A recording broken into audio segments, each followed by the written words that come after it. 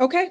All right. Well, welcome everyone to the first Pfizer meeting of 2026. I'm the council member Angela Lawson. I'm the chair of the committee, and I would like to welcome our vice chair, council member Jackson, and also council member Wiles, who is also on the committee as well. So welcome both of you. Before we get started with the meeting, I don't want to include the lobbyists, but let's kind of go around and just do introductions. I know Vice Chair Jackson and Councilmember Wiles, you might know most of these individuals, but some of these individuals, they come to our meetings on a regular basis, so I think introductions are appropriate. So I'm going to go around and not the lobbyist group, because you guys are actually going to be doing your presentations, but let's just go around and I'm going to do the best I can on this. So let's start with Brian. Michael Bryant.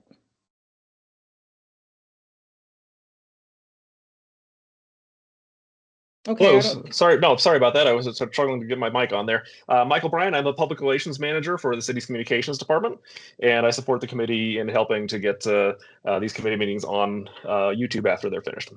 Okay, and then we know the mayor, so Mayor Kaufman will let you introduce yourself, and you attend the Mayor meetings Mike Kaufman, regularly. Mayor Mike Kaufman, just really appreciate the leadership of Councilmember Lawson, our chair of this committee, and glad she's back as a chair. Has done an extraordinary job. Looking forward to participating. Thank you, Mayor. Let's go with Shawnee. Shawnee, go ahead. Hello, I'm Shawnee Klein. I'm the Deputy Director of Internal and External Affairs at Aurora Water. Okay, and let's go with, I always say your name wrong. It's helped. I always say your name wrong, and you do a great job for us on our minutes. Hi, my name is Itzel Cordero. Okay. And I assist with the coordination of the agenda and the minutes. And thank you so much for doing our minutes. You do a fantastic job. Let's go to Michael Gaskill. Good afternoon. I'm Deputy Chief Mike Gaskill over the Patrol Division for Aurora Police Department. Okay, and then we have Council Member Hancock, who has been on this committee as well. So she's one of our council members. Council Member Hancock, did you want to say something? Well, Happy New Year and good to see everybody. We're just wrapping up the Public Safety Committee. So if you hear noise in the background, I'm going to mute myself, but it's good to see everybody. Okay, and it looks like we have our Vice Chair, Councilmember Jackson. So thank you for being here as well. And I look forward to working with you. I'm going to go down to George. George, go ahead. Well, good afternoon, everyone, and Happy New Year. I'm George Kumantakis. I'm a deputy city attorney here for the city of Aurora. Okay, and George, thank you so much for always doing a great job on this committee as well. I've worked with you for many years. Mark Palanino, some of you guys are new, so I'm sorry if I'm saying the names incorrectly. Go ahead. Yeah, no, that's fine. It's Mark, the Investigation Bureau with the section for Deputy Hillman, who's nice. Okay, you're breaking up a little bit, Mark, but I'm pretty sure can you restate that again?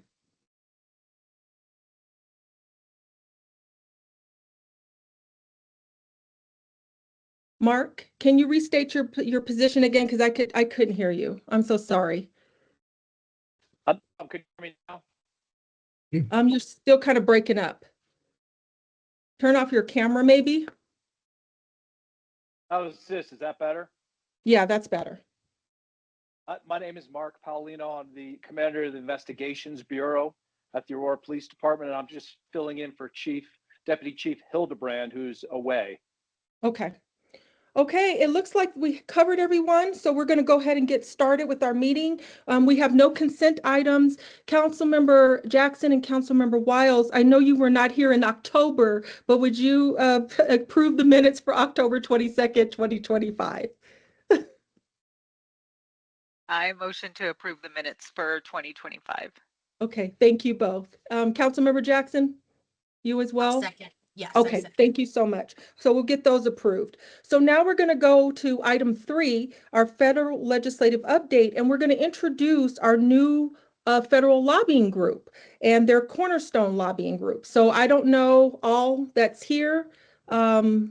So if we want to go ahead and get that started of introductions, a little bit of background, and then what to expect in 2026 and the federal level.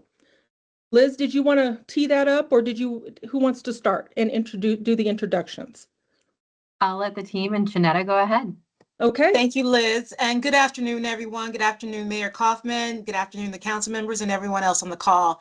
I'm Shanetta Pascal. I'm a principal here with Cornerstone. On the call as well, I have Megan Davison, who's a principal in our Colorado office, and Tyler Packard, who's the associate on this team that will all be working to work with the city and work with the council to hopefully get great things done here on the federal level. First, I'll tell you a little bit about Cornerstone. We're a bipartisan firm entering our 23rd year of existence, based here in DC, but we have 15 other state offices. As I mentioned, also the Colorado office, which Megan is a part of. We have a great and mighty team in Colorado that does things on the local and state level.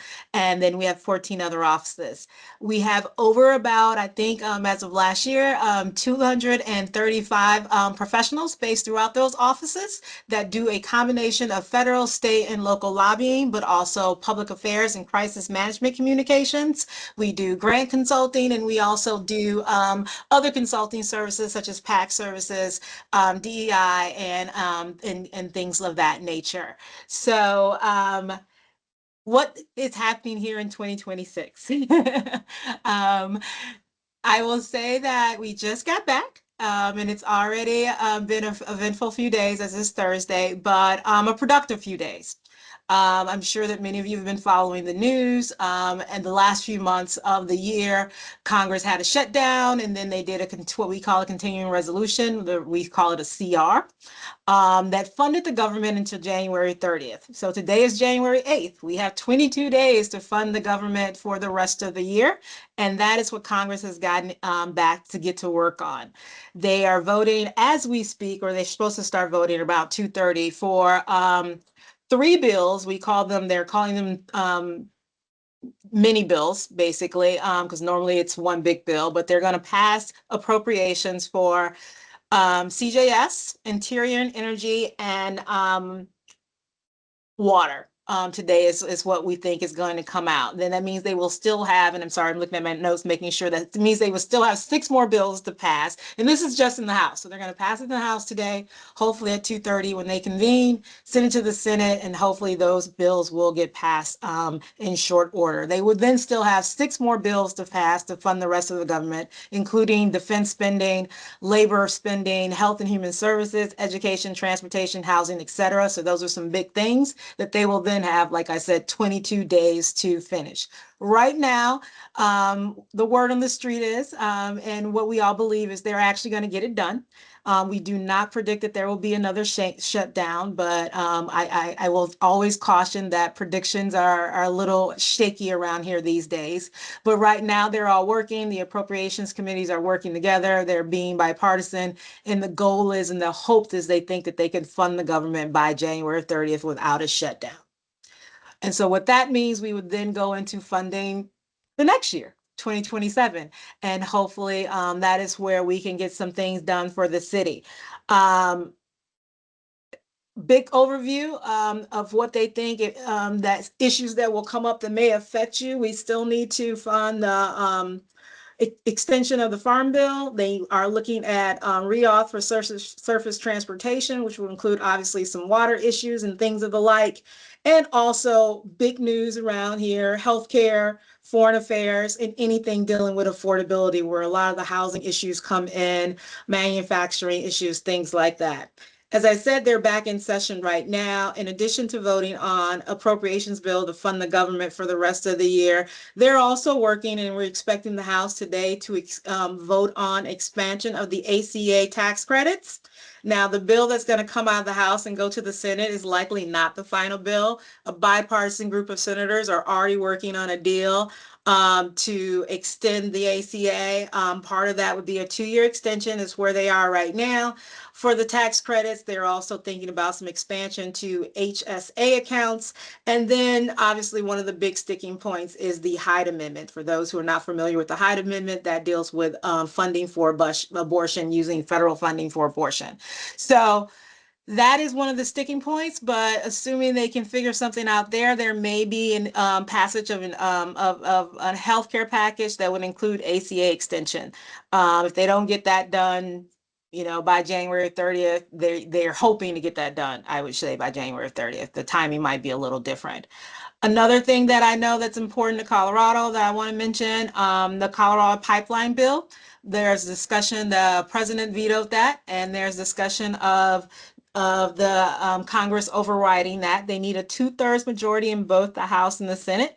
Right now, the word is they think they have that, so that will be on the agenda, if not today, depending on how some of the appropriations bill goes. It might go into next week, but that is something also that is being considered.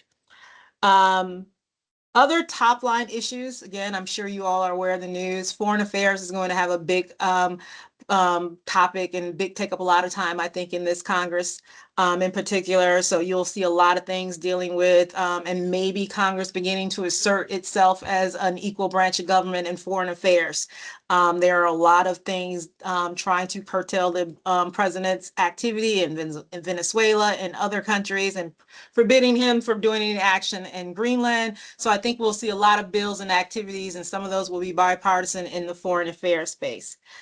Talk about affordability. The president is releasing an EEO dealing with housing affordability, and it may have came out already today. I apologize. I've been in meetings all day, so I haven't kept up with my emails. But we're expecting him to do an executive order relating to housing affordability, which would do things such as limit corporations for buying housing, do some tax credits and some incentives and things like that. One thing I will caution, as I like to tell everyone, while I am a lawyer in real life, I practiced law 10 years before I got for government relations. I do not practice now, so this is going to sound a little bit like legal advice, but I like to caution, executive orders are not law. Everyone will talk about them like that. They will act like as soon as the president issues an executive order that those policies will go into place. That is not how that works. So from a legal perspective, so just to caution that when you see these executive orders, when it says all these things that he's going to mandate that states and private practice does, there's a lot of things that have to happen after that for them to come into place. And not to mention that many of the executive orders have been challenged in court. But we are expecting one on affordability and housing. And we do think that even with that executive order, that Congress will take up some initiatives this year in 2026 dealing with affordability and the housing crisis. Just checking to make sure if I missed anything, but I also want to give you guys time that if you had any questions, we could take that. But that's sort of what we expect. Obviously, it's midterm year, election year. That colors everything that happens here. Everything's going to be looked through the lens of politics and everyone wanting to stay in power and stay in their seats. So I would say buckle up. It'll be an interesting year, but we do believe in, just like last year, we were able to accomplish a lot for our clients. It's a challenge, but that is one of the great things about Cornerstone. Like I said, we are a bipartisan firm. No matter who's in power here, we have access to decision makers and to people who are making things happen. So that's what we want to do on behalf of the city. Mayor, I see your hand is raised. Please go ahead with your question or comment. One second, Shanetta, I'm the chair, so let me dictate the things here. No disrespect to you. I'll get to the mayor. I was just as a former staffer, I'm used to deferring to mayors and governors all the time, so I apologize for that. The mayor is important, but I'm the chair of the committee. So thank you, Madam Chair. Just a minute, Mayor. Let me just ask one question to Shanetta before I get to and I want to get to the committee members and then we'll get to questions. So I do want to make sure that we keep up with, I was pleasantly surprised about the Trump administration getting with the institutions that take, you know, the housing, you know, like the corporate, that they come in and they buy all the homes. And so I think that I brought this issue up a long time ago, and I'm very happy that they're going to at least look into this. And I hope that we can definitely keep track of that, because this is something that I have always thought, corporations buying up homes and then bring up the cost, and that is an affordability issue. So I definitely want to make sure that that is on our radar for the city of Aurora. So I just wanted to state that really quick. Mayor, before I go to you, let me go to the committee members first. So Council Member Jackson, do you have any questions? Anything that you would like for Shanetta on her report, anything you would like for her to look into as well? Yes, thank you, Council Member Lawson. And thank you, Shanetta, for your updates. The only question I had was around the freezing in TANF and universal pre-K, I think, funding. So just wanted to know how that was going to impact our constituents. So yes, that's a great question, council member. So Colorado was one of 5 states, I believe it's Colorado, Illinois, California, New York, and the 5th state is escaping me right now. I know it was one with a Democratic. Yeah, thank you. It was one with a Democratic governor. So there are 5 Democratic states that TANF money and other money for pre-K was pulled back. It's not the first time the government has pulled back money that it has already assessed or been given in the last year. What usually happens is a lawsuit is filed by those states, by their attorney generals, and the courts, get underway, and we'll see if the states are victorious. I will say that in other cases, like it was just decided recently with some of the money that states were giving for mental health and for services that provide kids with special needs, they took that grant funding back, and a court recently decided that that was unconstitutional and that they had to give that money back. So there have been a lot of lawsuits filed in the last year. Lawyers are making a lot of money off this, but they've also been very successful. I would say on average, the states have prevailed in a good number of these. But in the meantime, that does mean that money that you were expecting to use is not at your disposal. And I would imagine that on the state and local level, you would have to do stopgap measures until then. And so we will definitely be on the lookout for what's happening with that and what information we find out, and definitely highlighting it to your members, which I know they're aware of it, but saying that this is something that we're watching on your behalf. Okay. Councilmember Wiles, do you have any questions or comments about the report that Shanetta presented, and anything that you would like for her to follow up on as well?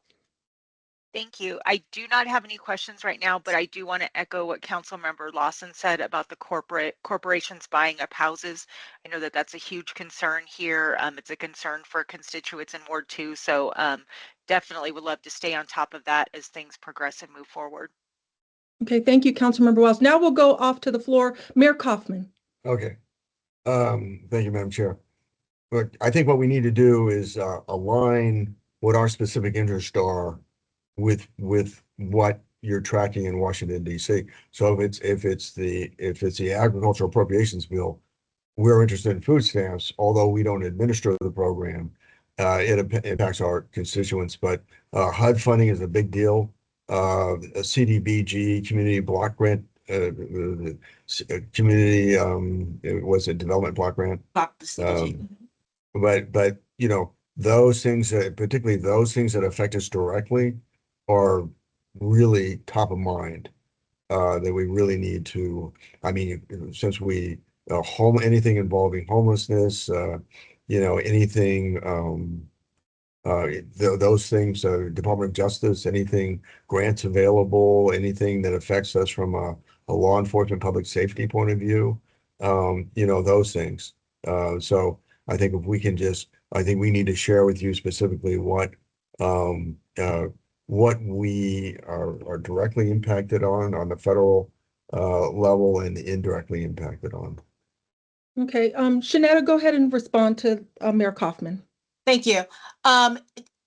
Exactly, Mayor. That's what we hope to do, working with Liz and Shani, that we have your legislative priorities that was sent to us for 2026 and using that as guidance to not only watch and advocate for you here, but also specifically get funding back to the city in those areas. I think the one thing that should be encouraging for you, a lot of the things that are your priorities are also things that this administration actually does care about. They do want to work on housing solutions. They do want to work on homelessness issues. They understand that affordable housing is a problem. They actually have opened up many of the grants that are available for violence prevention and for public safety. There's always support for modernizing police forces and getting technology and things like that. So I do think that many of your priorities are something that we can find support on here in DC. I like to always tell people that often don't pay attention to what's in the news. There are actually people here who are working and who do get along, who are actually trying to be productive and trying to do and solve real problems. And those happen to be some of the problems that they actually are working on. Like I said, housing, affordability, homelessness, public safety are things that are really tracking well with this administration and that they've continued to fund. Thank you. Just final point, obviously infrastructure is a big deal for our city. That's all, Madam Chair. Okay, thank you, Mayor. Councilmember Jackson. Yeah, I wanted to just echo some of what Mayor Kaufman had highlighted and also throw in, I heard the international affairs is revving up. Looking at just like I was doing some research earlier into like California putting up legislation around ICE having to not wear masks. So just keeping an eye on things like that as well, because our constituents, we service a lot of undocumented folks, refugees, asylum seekers. So even legislation that, and I know they're getting sued now over it. So just things that are pushing to protect immigrants is really important as well. And anything at the municipality level, because I couldn't find anything of like, what do municipalities do? A lot of this does seem to be the higher, state legislation, but how are they working together? And are municipalities pushing, legislation forward that we need to be aware of in Aurora? Shanetta? Yes, thanks for that question. One of the things that we, like I said, by us being both a federal and state firm, we do look at a lot of what's happening in the states. And a lot of when it comes to, like you mentioned, the mask law or with federal agents having to wear cameras, that is coming from the state side. California's introduced legislation, Oregon and Illinois, off the top of my head, and I believe New York is considering as they come back into their 2026 legislative session. So we are aware of some of that and definitely can share some of those things with the team as we hear it. We also have as one of our many communications that once we get in a good cadence with Liz and Shani and the team is that we provide regular updates. We do an immigration summary, particularly every week, that is specifically focused on immigration and news that's happening in immigration because we know it impacts so many of our clients. So we start doing that. Liz and Shani will have access to that if they choose and can share it and disseminate it to everyone, but it'll have a lot of what's happening in that area. And then you mentioned what's happening on the municipal level. Cornerstone is active in the National Association of Counties. We regularly communicate and work with NACO, with their government relations teams here, and participate in their meetings. We also work with the U.S. Conference of Mayors and a few other organizations just to keep abreast on what's happening nationally and what they're going to push forth as from their organizations as well. And we can share that. And we will always like to know if you're attending any of those meetings and need help or assistance, we're available to do that as well. Liz, go ahead. Thank you, Chair Lawson. Yes, just in response to that, Councilmember Jackson, we do have also like our state lobbying firm that handles all of the state issues and state related issues and tracks those issues for us as well. So they're going to be presenting next. So just letting you know that while Cornerstone does like heavily federal work, which we're very, very excited about, we do have our own state lobbyists as well to focus on the state legislature to help us be more integrated in that area. And I just want to emphasize to the committee as well, we do have a set of priorities that you guys were able to review. Of course, we can talk about other things that you want to bring forth to the committee, of course. But we do want to make sure that, because we do take a trip to DC, we want to make sure that we align a lot of the priorities that we have that still has to be approved by the committee and also to the full council. So I know we want to talk about all the other things. You can bring things forward, but we want to make sure that we look at those priorities that we have and make sure that we're focused on those as well. So I just wanted to just bring that point up. Councilmember Hancock, did you have a question or did you want to ask anything with the state with Shanetta before we move on to Megan for she's our state federal office here. Go ahead. Well, thank you, Shanetta. It's a pleasure to meet you virtually. I hope to meet you in DC when we do the annual trip. I appreciate your attention to how the housing is going to impact us here in our state, particularly with these large corporate entities buying up homes and turning them into permanent rentals. That's a huge problem. So I appreciate your keeping your eye on that, and I look forward to working with you more. Thank you, Chair. Thank you. If there's no one, we're going to go to Megan. Shanetta, did you have anything else to respond to as far as the DC level before we go to Megan? She's the Colorado representative. No, from and lobby? just to clarify, oh, and maybe Liz was going to do that. Megan's with Cornerstone. She's just based in our Colorado office. So Oh, we are okay. not your state lobbying firm. I think they are up next, Capital Oh, lobbying no, firm. I know that, but she's a representative for the state for Colorado, correct? No, she's with Cornerstone and she's in our Okay. Colorado office. Okay, well, that's what I meant. So I know you guys are not our state lobbyist, but she is still a representative for the state of Colorado. She's in your Colorado office here. Correct. Yes. Okay, Yes, that got is it. correct, Okay, Council. Yeah. okay. Megan, did you have any other additions? Okay, well, it's very good. It's very nice to meet both of you. We look forward to working with you and looking forward to all of the updates. So thank you so much. If there's you no all. other questions or anything else from the committee, we'll go on to item 4, which is our state legislative update. And we'll do the introduction of capital. And we'll go ahead and start with that team and what to expect in 2026 at the state legislature. So who wants to start? I'm happy to jump in. Such a pleasure to meet all of you. We're really excited to have you on FSIR. We will have a crazy busy session. So please, I know I speak for our whole team when I say please feel free to email, call, text us, let us know if you have any questions, or even if you want an update on something Aurora isn't watching, you just are curious about, feel free to reach out. We'll include Liz on all those communications just to keep her in the loop. But thank you all very much for serving on this committee and serving on council. We know what a time commitment that is, so we appreciate it. My name is Peggy O'Keefe. I'm one of 3 team members with Capital. We represent the city and have done so, gosh, for probably 12 years, I think.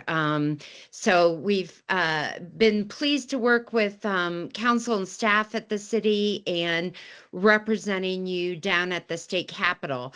I'm going to let Tatsi and Cami introduce themselves as well, and then I'll give a little update on what we're expecting this session. Hey, good afternoon. And yes, I echo what Peggy said. Welcome to council and welcome to FSIR. We enjoy working with you guys and we are always available if you need anything. My background is I've been lobbying since 2001. And we put this team together, as Peggy said, probably about 12, 15 years ago. And we're ready for a roller coaster of a session. And I will let Cami introduce herself. And I may be back with some more information. Hi, my name's Cami Grant. I'm part of the state lobbying team. It's a pleasure to meet you. Certainly look forward to getting to know you both better and working with you in the upcoming session. And I'll go ahead and get started. Just kind of general overview of what we expect this session. As you know, we've had several vacancies.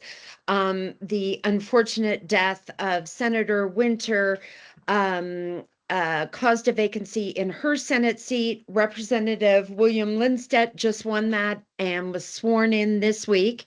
So he is now serving in the Senate.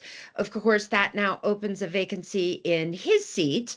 There are at least 4 people that are looking to fill his seat. And we expect that committee will meet later on this month. As well, Representative Byrd has left the legislature to focus full-time on her run for congressional seats up north. Lori Goldstein is expected to win that seat. I believe they are having the vacancy committee this weekend. And then she just texted that she's going to get sworn in probably the first day of session. But I believe she's the only one running. So that's why I say she's expected to win. As you have read and heard, the budget is really going to cast a huge shadow over all policy discussions in 2026. whether it's healthcare, education, human services, every sector is going to be impacted by the budget shortfall. Last year, we saw a hole of about $1.2 billion that the Joint Budget Committee needed to fill. We went back into special session in the fall to address 800 million reduction in revenues. We're expected to see another 800 million cut from the 26-27 budget in the next couple months.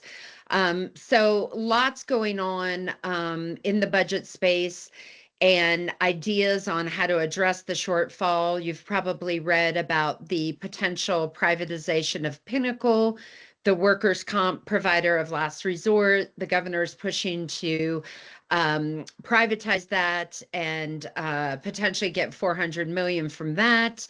That's got a lot of resistance from the legislature. There's also a big focus on Medicaid growth, the limitations on services, and all of this kind of ties around discussions about Tabor and potential changes that the legislature may look at to address Tabor restrictions.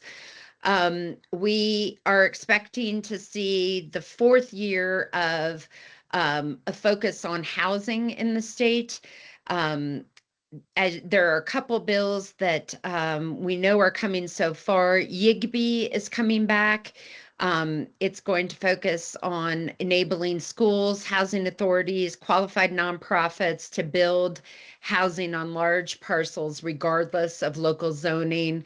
We're also expecting to see lot splitting legislation, legislation to minimize lot sizes, to change that. We'll see language around Proposition 123, but haven't seen anything yet, but I know Representative Basenecker is working on that. And then the speaker is working on TIF legislation. It's intended to provide infrastructure for transit stations and mobility hubs while supporting housing and ridership. So that will be a tool that the speaker is going to try to push this year. We'll also have another year that focuses on law enforcement. There is legislation coming around license plate readers. There's legislation coming back around the courts and transparency in the courts. As you know, there was a Supreme Court ruling recently that said sentencing at the local level must match and cannot be higher than sentencing at the state level. So I do expect that bill will come back. We will likely see a bill around what you all were just discussing, which was the prohibition of law enforcement from wearing masks or concealing identities. I've heard there might be an effort to go after Proposition 130 funding. We're potentially going to see failure to appear legislation. So lots going on. A lot of things will be familiar, you've read about, seen before, and we expect a whole slew of new bills as well. So lots that we'll be looking at this session. Okay, Cammie and Tatsi, did you want to add before I open it up to the committee members to ask questions and to respond to your summary? Tatsi? Yes, please. Cammie? Yes, go ahead, Tatsi. Yeah. Thank you, Council Member. We wanted to follow up just a little bit on some transportation funding. The mayor addressed infrastructure and funding in the state, and Peggy touched on how bad the budget system or the budget is going to be this year. The only thing that we're seeing right now is an initiative campaign being run by the Colorado Contractors Association.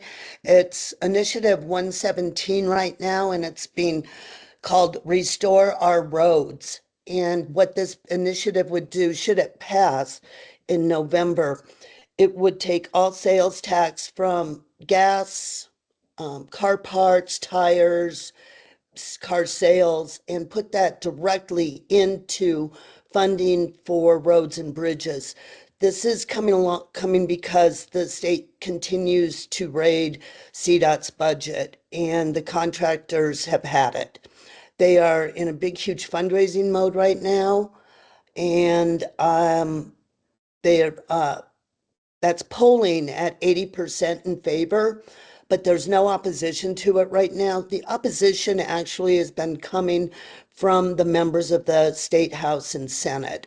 They are not pleased with the contractors going out on their own and trying to raid the budget, again, the general fund dollars for this purpose. Although the contractors and others in the transportation world have been supportive of every fee increase that the legislature has participated in and voted on.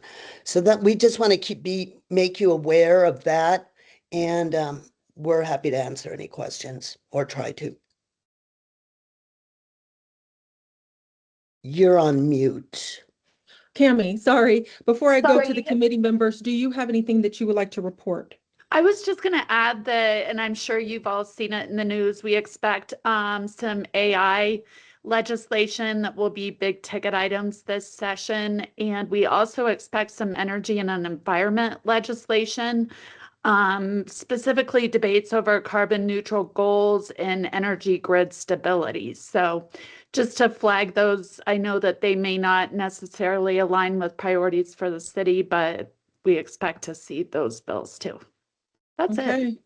Looks like another big legislative season. So let me go to Councilmember Jackson. Do you have any comments about the report? Any questions?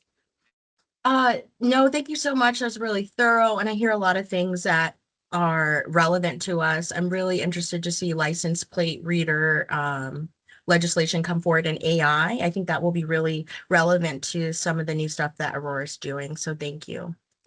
Councilmember Wiles, do you have any comments or any questions for the lobbying team? Sure. On the report? Super excited about the potential for that Yigsby workforce housing kind of initiative and lot splitting, since I think it would address some of our challenges that we have in the city with affordable housing options. I do have a question. Is anyone looking at adjusting or changing the construction defect law that currently is in place? I know that creates a lot of issues for us in terms of like condos and larger, triplex, quadplex kind of building. And so just curious if there's any movement maybe to add in some like, mediation before it goes straight to suing everybody. Go ahead, Peggy. Yep. Thank you. Yeah, really good question, Councilwoman Wiles. I don't have any specifics on a construction defects bill for the upcoming session. That has been such a difficult issue to get through the legislature. I imagine they are going to hold tight and kind of default to the position of let's let what we passed a couple of years ago get through. Let's see how it works. I would expect we do see it in the next year or two, though. With it being an election year, things get a little wonky as well. So if we don't see it in 2026, I do think the discussion will continue and potentially in 2027, but I'll let you know for sure if we get any rumblings on construction defects. Thank you. Mayor Kaufman? No, Madam Chair, I don't have anything. Okay. Councilmember Hancock. Councilmember Wiles was thinking the same way I was about construction defect law as it relates to, the inventory that we have. But I also was interested if you've heard any movement around, I know we moved just a smidgen last year on nuclear energy reclassifying its designation, or have you heard any rumblings about that at all? Tats, do you have anything in that space? Very, very little. I know that there is still that Larry Liston is still really interested in pursuing legislation and that, along with Ty Winter, but I haven't seen any language or heard that that's actually coming back. But I could follow up with them and get back to you, council member. Well, if there's no other questions, Peggy, Totsi, and Cami, we look forward to working with you. I do want to make sure that we have that tracker that we get out. That is very useful with the bills, where the status is, so we can make sure we get that out to the committee, and that is very helpful. It brings up bills that we're not even, but there may be some interest from the committee members. So please make sure that that tracker gets to all of us. It's always so helpful. So thank you again. You guys got a few more days of rest, and here we go on the roller coaster. So thank you so much. All right, our item number 5 is our water update. Do we have Jep Seaman from Colorado Advocates here? Yes, Madam Chair, I'm here. Hello. Hi, Jep. Welcome. Happy New Year to all of you, members of the committee, Mayor. My name is Jep Seaman. I'm with the firm of Colorado Advocates. We're starting our 9th session representing Aurora Water, and honored to be part of that team. I'll make this quick. I think Cami and Peggy and her team and Totsi covered sort of the general contours of the legislature very well. In the water realm, we know some bills that are coming, and I think in light of the sort of serious drought that we're experiencing, we expect this water issue to be even more lively than it is normally. But the bills that we are aware of coming, there's been a push to revive what's known as stream access to allow water recreation users access to stream beds and private water in the state. We haven't seen the final bill draft on that, and I know there's a lot of controversy on the coalition that's pushing that. There's controversy within their ranks. But that will be a big issue, as it always is when it raises its head. Something more specific even to Aurora is revegetation bill for the lower Arkansas. We saw drafts of that last session. Ultimately, it was not introduced. We've been working through the interim with the proponents of that bill, and anticipate that will also be introduced. Other issues, lead in school water, may be coming back. There is a bill dealing with what they call water-free plastic pellets, trying to regulate the plastic pellets that are used to create plastic things. And then in the sort of normal course, we see the Water Projects Bill and the Species Conservation Act bill. So all of those coming, and as I say, because of the drought, we're anticipating there will be other things that we just haven't heard of yet. So in order to keep it brief and to the point, I'll stop there and happy to answer any questions. Okay, I'll start with Councilmember Jackson. Do you have any questions for Jep on the water legislation that's going to come up, or anything that you would like for him to look into as well? Water, they've done a great job for us for many years, but is there any questions? Yeah, thank you for your updates. I'm curious about conservation and protections of water, if that's coming up in the legislation at all. In Aurora, the only thing I can think of is like fracking that might impact our water. So just thinking about conservation and any, things we can solidify in legislation to protect it. Yeah, thank you, Councilwoman Jackson. I'm not aware of anything specific, but we'll make a note to keep you posted as we learn whether things in that category are coming our way. And then quick question about the revegetation. Is that to replant like plants along the riverbeds? Is that what that is? And finding funding for it? Well, it's more along the lines of increasing the requirements for revegetation when Aurora and other municipalities go out and purchase farms for the water on those farms. Okay. And it will be controversial because I think it's fair to say Aurora, Colorado Springs, others believe we have very robust programs in that regard, but there are folks in the valley who want to see more. So that's where the issue is. Thank you. Okay, Councilmember Wiles, do you have any questions for Jep? or anything you would like for him to look into as well. Yeah, no questions or anything at this time. Thank you for the update, though. Okay. Thank you, Jeb. We look forward to working with you as well. You guys always do a wonderful job, and you have a few more days of rest as well. Thank you very much. We look forward to working with you this session. Appreciate it. Okay, thank you. Bye. All right, we're going to go to item 5A, which is the NCAR letter request. Shawnee Klein. Shawnee. Yeah. Yes, so as you may have heard, the National Center for Atmospheric Research is currently being considered to actually be dismantled by the Trump administration. We are following suit with others in the Front Range and also nationally in terms of water utilities, just to send a letter to our elected officials to really encourage that the funding and that NCAR stays in place.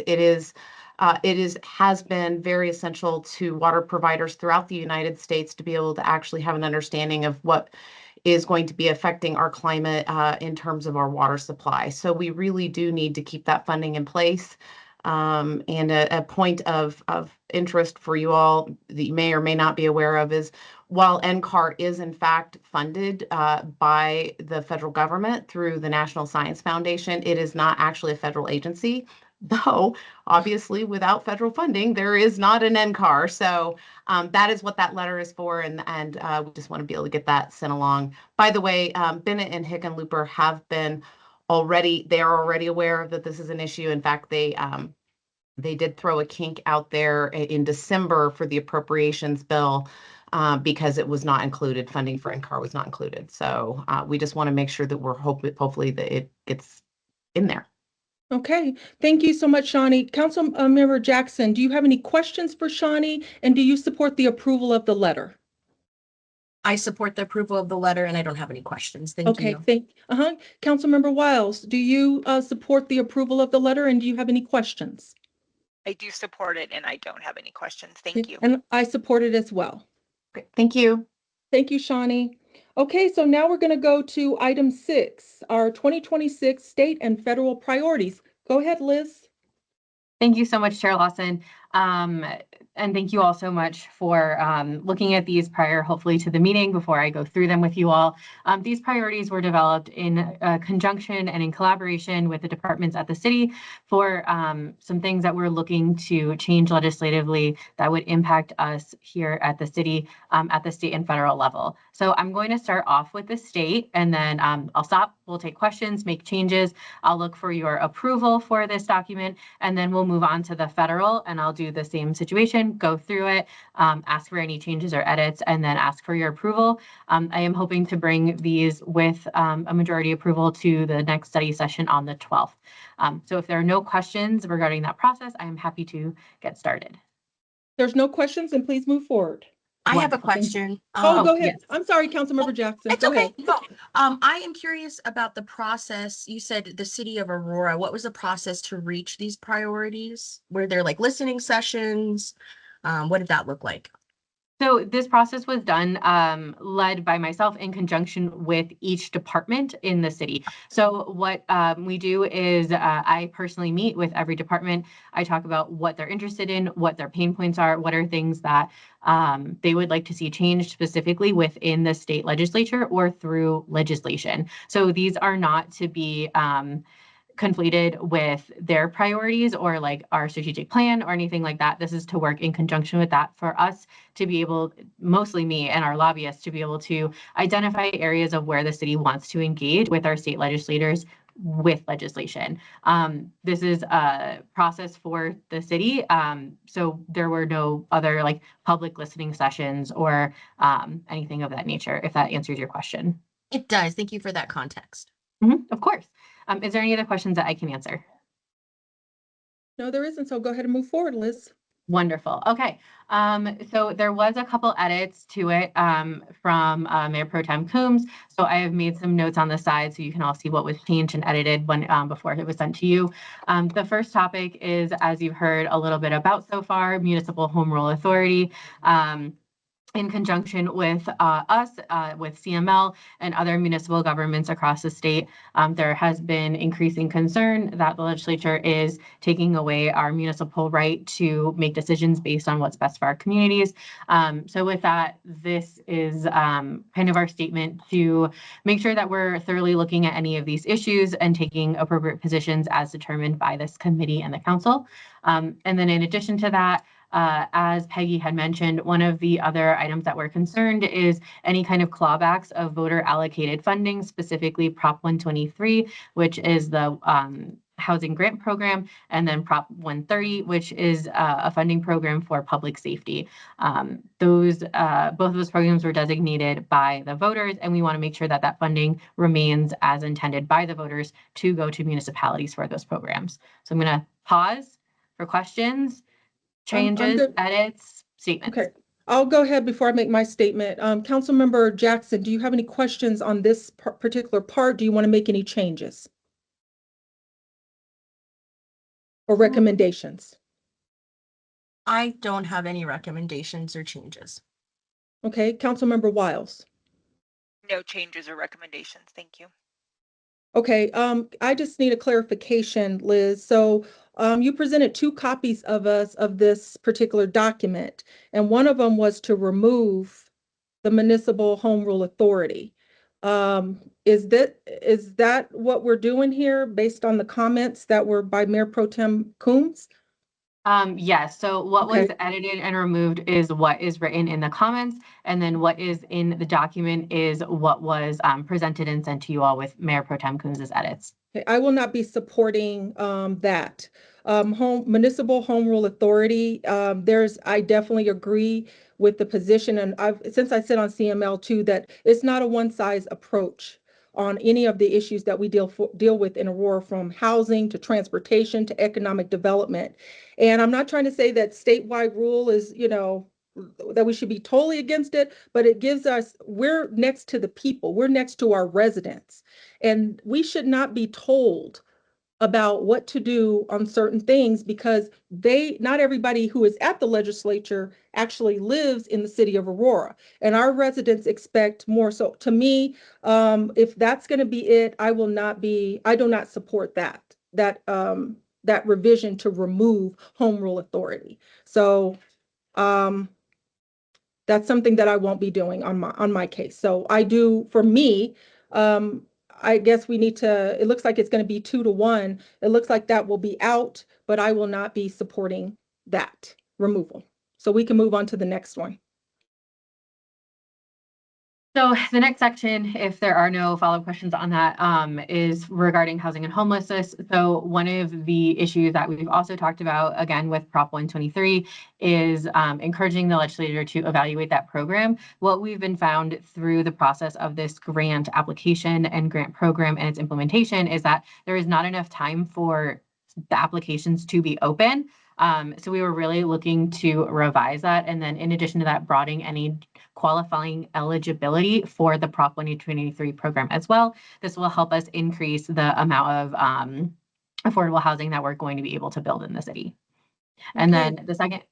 Oh, go ahead, Liz, I'm sorry. The second part of this is encouraging the state to create any additional ongoing funding or programs for the city's regional navigation campus as that recently opened. We want to be very supportive of that. So any opportunities that we can come across or help create these funding opportunities is going to be paramount. Okay. So I'll stop for questions. Okay, Councilmember Jackson, do you have any questions? And also, do you support the priority as is, or do you have any recommendations for revisions? I don't have questions, and I support it as it is. Okay, Councilmember Wiles. I also support it as it is. Okay, I support this one as is. Moving forward for public safety, one of the major concerns that we've been seeing and several other of our neighboring communities have been seeing is an increase in street racing. So in conjunction with working with police, we've come up with one of these to public safety elements. So we really want to see increased penalties for street racing and those that promote or engage or support any street racing activities within our communities. I know there is going to be upcoming legislation on street racing this year. However, we haven't seen any drafts yet. The second part of that is APD is concerned with especially the recent report that came out that a lot of risk assessments for individuals on parole and probation were incorrect. I believe it was upwards of over 90%. So making sure that people who go through this assessment, they are being assessed accurately and they are in the correct compliance that they need to be in. So I will stop for questions. Okay, I'll start with Councilmember Jackson. Do you have any questions, any kind of revisions, or do you support the as is? I'm sorry, did you throw in that Reform Colorado Department at the end, or you didn't throw that one in at the end? You're just talking about the street racing? No, these are the two For public priorities. safety. Okay, yeah. So my question, I've got a couple questions. What with the risk assessments, what's the assessments look like currently for justice involved individuals? So that is is this like also a standing done by comp the to state. stand trial, or what is this? This isn't competency evaluations. These are more like how likely you are to recidivize or how much of a risk you are when they do their parole assessments. So those are done by the Department of Corrections, I believe. And if someone is on APD that would like to chime in and correct me, please feel free. So these are done by the state. And we want to make sure that the state is doing their job accurately when they are doing risk assessments. Is there anyone that's from APD or that could address Councilmember Jackson's question? Is there anybody? Yep, thank you. Sorry, I was just trying to unmute. So Deputy Chief Phil Rathbone over Professional Standards and Training.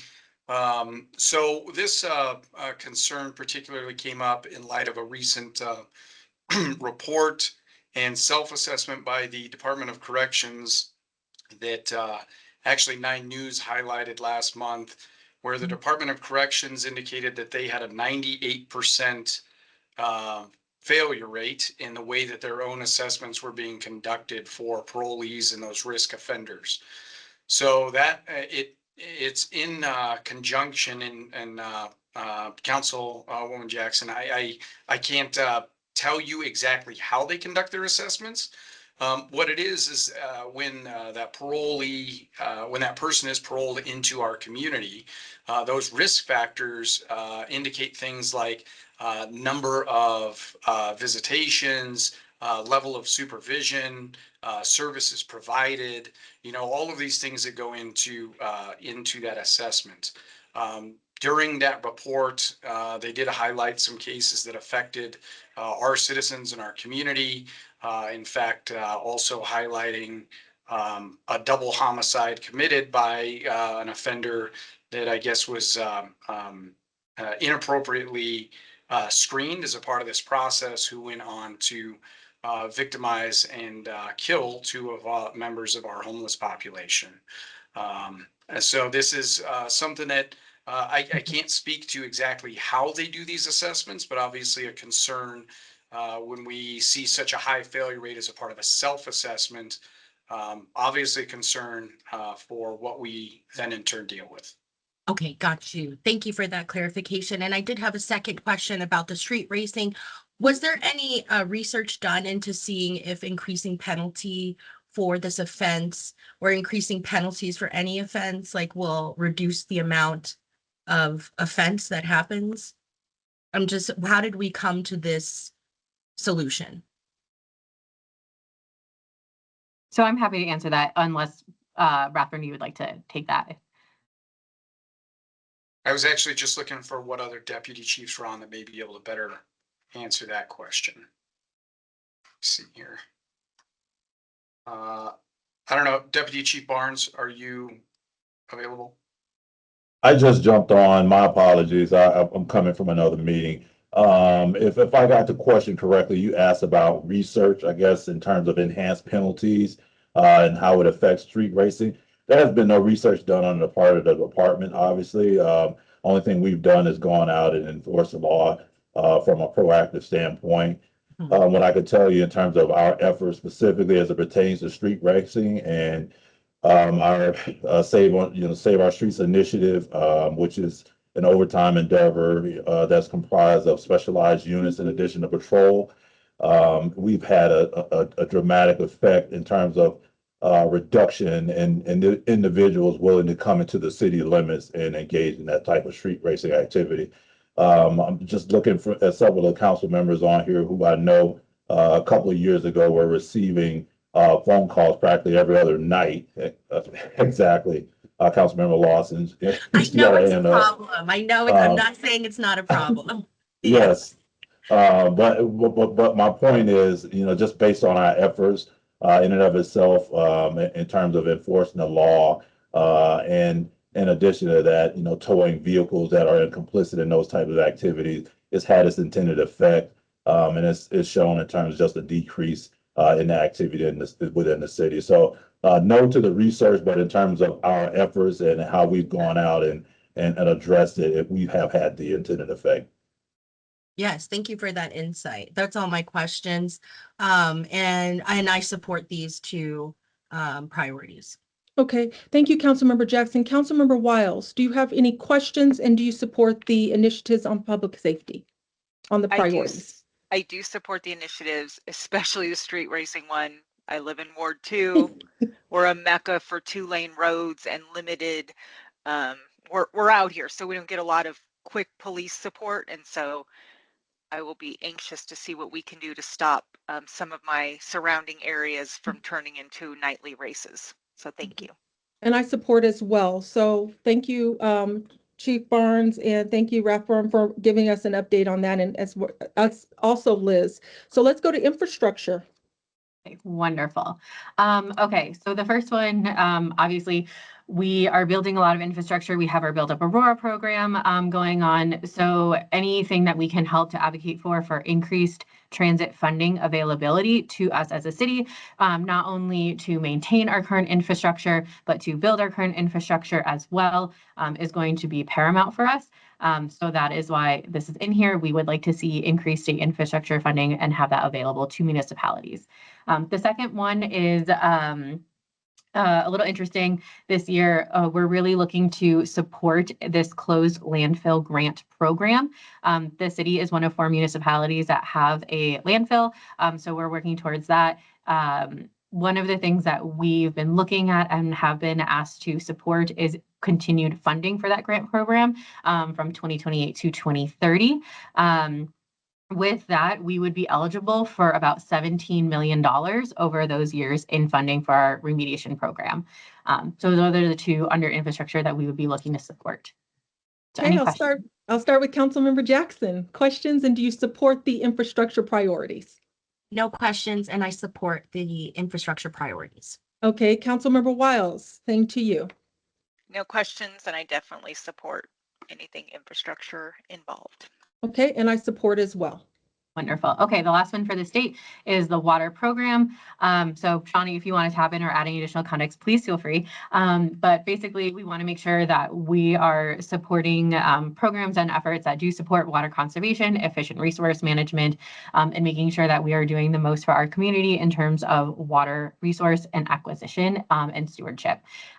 So that's kind of all I wanted to say about that. Shawnee, I didn't know if you have anything additional to it. I think it's pretty self-explanatory for water. You did great. Okay. Okay, we'll start with Councilmember Jackson. Do you have any questions, or you just support the priority that we have for water? No questions, and support it. Okay, Councilmember Wiles. No questions, and I support it.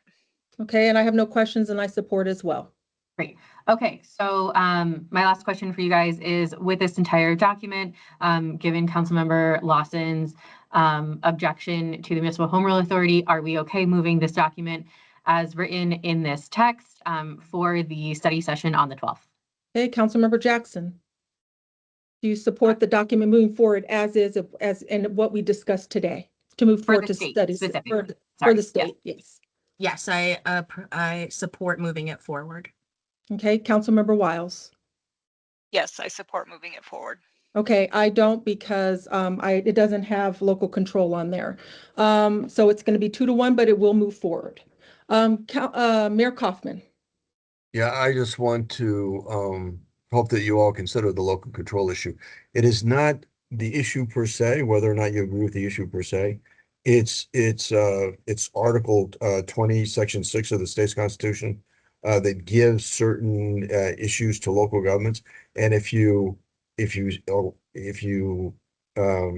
give up that just because you might agree with what the state is doing, then you're gonna not have standing. You're gonna establish a precedent for when you disagree with something in terms of what your authority is, but you're essentially giving up your authority to other elected officials. And so, I hope that you think about that as the process goes forward. Okay, thank you, Mayor Kaufman. So we're going to go ahead and get through our federal priorities and get through those. Okay, so Liz, let's go ahead and start with the federal priorities. Wonderful. Thank you, Chair Lawson. So as similar to with the state ones, these were done in conjunction with departments and their input. The only exception is this with Buckley Space Force Base. I do meet with them personally to discuss the city's priorities and get their approval from that. These are done as Buckley is unable to advocate for themselves. They legally cannot do that. So we chat about things that they're interested in and they would like to see happen for them, as well as happen for their members. So these are approved by the base for us. So in that sense, the top 3 ones that they have for us for 2026 are supporting installation energy independence and resilience, including supporting their continued operational flying mission. They also are looking to have any continued or additional funding that we can help them with in the NDAA, which is the National Defense Authorization Act. They are looking to expand on base, so within their fence line into the eastern portion in the future. They will let us know specifically what that project looks like, what specific numbers are, but they won't have that ready until I believe 2027, 2028. So they still would like us to remain supportive of them, looking for funding the NDAA. However, we'll get more specifics on that as they move forward with their design and that process. And then lastly, they have a lot of the military members there are facing housing shortages and affordability, especially lower enlisted members who have families. So they would like us to see and help and advocate for any ways that we're able to create opportunities for our military community so they can get into housing, specifically housing off base that is more affordable in their ranking. So I'll open it up for any questions, anything that I can answer regarding this section. Okay, let's start with Councilmember Jackson. Questions? Any thoughts? And do you approve the priorities as is? Yes, I have a question about the last one. I'm just a little confused, like affordable housing. Why is the military not responsible for providing affordable housing to their folks? So the military they only have so much housing on their base that they can provide. And there also is a waiting list. So a lot of military members also who are married and have kids, they would prefer to live in our community rather than on base housing, which is already in short supply. So they're really looking for that. One of the things that the city did and supported last year was House Resolution 308, housing tax credits for defense community. So as a defense community, the city would get more housing tax credits, which would be good for us, and then we could utilize it to help the military community as well. It's an issue for them, especially as on base they are currently renovating their bunk houses. So that's creating additional housing shortages on base for the enlisted, the lower enlisted members. So it is a big issue that not only are we seeing, but we are seeing nationwide. So that's why it's a priority for them. I hope that answers your question. Yeah, it does. It seems like it's just like a need issue because usually they do have family housing but there's a wait list. Okay, I hear it. And if there's already funding that's coming down that we have to allocate towards this for being a defense community, then that's fine. I support the rest of them or all of them, and I have no further questions. Okay, Councilmember Wiles, do you have any questions and do you support the Buckley Space Force priorities that we have listed? I do not have questions and I do support them. Okay, and I support as well. Wonderful. Okay, so moving forward with housing and homelessness, similar with the state level, obviously we want to continue to try and find any funding that we can for the regional navigation campus, hence why that is in here. We're hoping that more federal funding might become available for us that the city can apply for or help our partners help qualify for to support those efforts as well. In addition to that, and what we've also done in subsequent years past, we also have continued to look at HUD's income restrictions and rate calculations. What we've really found is that as we are a high cost of living area, especially being within the Denver metro area, we don't find that the high cost of living allocations or adjustments are accurately reflective of the market here or the affordability rates, specifically as if someone makes a little bit above what HUD decrees as their maximum income, that doesn't necessarily translate that they're going to be able to afford anything here, given what our high cost of living are. So really asking HUD to reevaluate those issues to be better reflective of our community. Happy for any questions. Start with Councilmember Jackson. Questions, and do you approve the priorities for the housing and homelessness? No questions, and I approve the priorities for housing and homelessness. Okay, Councilmember Wiles. No questions, and I also approve. Okay, no questions for me, and I approve as well. Moving forward, again, with infrastructure and economic development, we're tying these a little bit together as a lot of the verbiage and grants from the administration really like to see how economic development is being impacted by infrastructure projects. So one of the things that we're doing is as we, again, continue to invest in our growth with continuing to revitalize existing infrastructure and build new infrastructure as we're expanding, making sure that there are different grant programs and eligibility and funding allocations that the city can utilize to fund for grant programs. So recently we are looking at doing some build grants, bridge grants, a lot of the Surface Transportation Reauthorization Act in Congress that goes through, we're very invested in. We want to make sure that as we're growing, we have the funding that we're able to tap into to be able to do that, to supplement our own funding as well.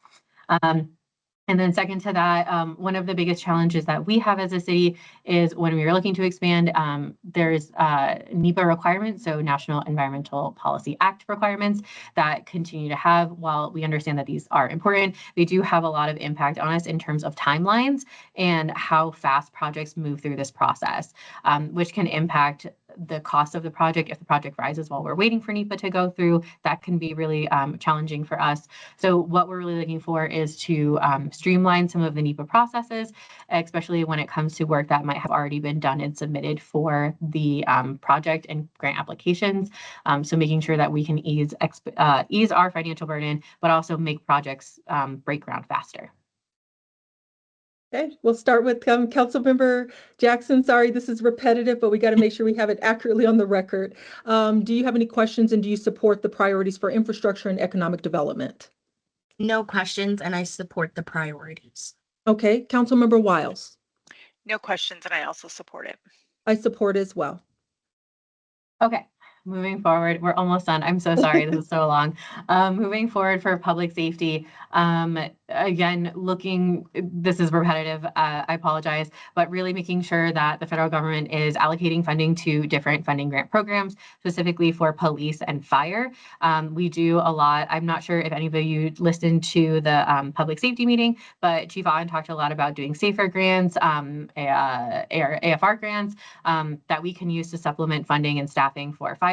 We also use that a lot for police, for cops grants. So making sure these funding programs are sufficiently funding with allocations from Congress are really important to us as we do tap into these programs for our city. Secondary to that, specifically for our Aurora Save program and youth violence prevention, there are specific grant funds for youth violence prevention that we want to ensure continues to stay funded to help fund the city's work in those areas. Happy to take any questions. Okay, we'll start with Councilmember Jackson. Questions, and do you support the priorities on public safety? No questions, and I support the priorities. Okay, Councilmember Wiles. No questions, and I also support it. Okay, and I support as well. Okay. All right. One of the last things before I get to water, so looking at taxing and licensing, one of the things that we've been looking at for the past several years is the discrepancies in marijuana and regulation between federal state and local banking, especially when it comes to, we do receive tax allocation from our marijuana taxes that go to specific programs that we fund. So one of the things that I'm not sure if you saw this year was President Trump did an executive order to direct DHA to reopen the discussion for reclassification of marijuana, which is a big step for us in order to allow banking regulations and banks to get involved in that industry, which is something that we need and are looking into. So that's kind of one of the things that we're looking to specifically as it pertains to our budget. In addition to that, one of the things that we were concerned about earlier this year is making sure that we stay and have tax exempt advanced refundings for our municipalities. So we usually use this for municipal bonds so that we can leverage more funding for investing in different projects. And then lastly, addressing unfunded and enormously burdensome compliance regulations from the federal level that can hold up any processes that we have that we need to do that could be timely and costly for the city and our staff. Okay, we'll start with questions. Councilmember Jackson, questions, and do you support the priorities on tax and licensing? No questions, and I support it. Okay, Councilmember Wiles. No questions, and I also support it. Okay, and I support as well. Okay, last one, I promise. This is for water. So really looking at and still maintaining the Water Conservation Rebate Tax Parity Act. Basically, it helps us clarify water conservation rebates that are not taxable income so that we can have more water conservation measures, not just here, but nationwide. And then helping to address water affordability and easing regulatory burden. So making sure that there aren't mandates that are overly burdensome or overly costly to the city that we would have to then implement as well, especially when it comes to delaying any permits or addressing our aging infrastructure in older parts of the city. And again, if Shawnee wants to chime in here, I completely welcome that. Shawnee, did you want to chime in or did I think she did a great job again, so I have nothing to add. Okay. Thank you, Shawnee. So we'll start with Councilmember Jackson. Questions, and do you support the priorities for water? No questions, and I support the priorities. Okay, Councilmember Wiles. No questions, and I support it. Okay, and I support as well. Okay, so as a whole for the federal, Liz, do we have another? Nope, section? that's it. That was just going to ask the question. Okay, so for the committee as a whole, for the federal priorities, do you approve all of the priorities as written to move to the study session, the upcoming study session? I think this is coming up on Monday, correct, Liz? Correct. Okay, on Monday. Councilmember Jackson. I approve it. Okay, I approve as well. And Councilmember Wiles. I approve. Okay, so the federal as written will be moving to the study session on Monday. So Councilmember Jackson and Councilmember Wiles, if you guys have any kind of bills that you want to bring up and that this is what the state bills are, we'll discuss it in this section. So just let Liz know. Like if you have something that's not on the agenda or anything that we're not talking about, just bring this up to Liz and we'll discuss it in state bills and federal bills. So, okay. Well, thank you guys. I know this has been a long meeting, but we had a lot to get through. This is going to be, we're going to be moving fast, but I thank you both. Our next meeting is January 22nd at 12 p.m. Is there any miscellaneous items for consideration any of you would like to bring up or anyone who is on this Zoom? Okay, when I don't hear anything, okay, that means the meeting is adjourned. Have a great rest of your week and weekend. See you guys on Monday. Take care. Mayor, did you have something? No, great job. Thank you. Okay, thank you.